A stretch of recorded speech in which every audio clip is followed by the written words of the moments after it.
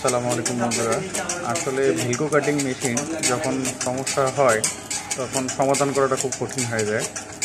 যাক আলহামদুলিল্লাহ, মানে অনেক জটিল প্রবলেম ছিল, যেটা হলো যে ভিলকো এসে সামনে দিয়ে উঠে যায়। তা ফাইনালি সাকসেস, মেশিনটা উঠে হয়েছে আর কি। তো অনেক জ্বালাইছে,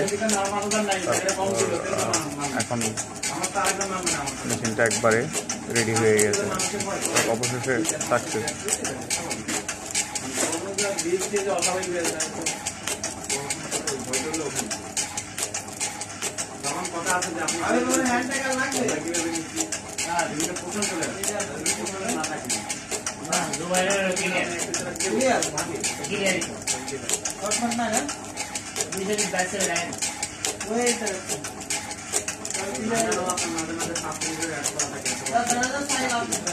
কি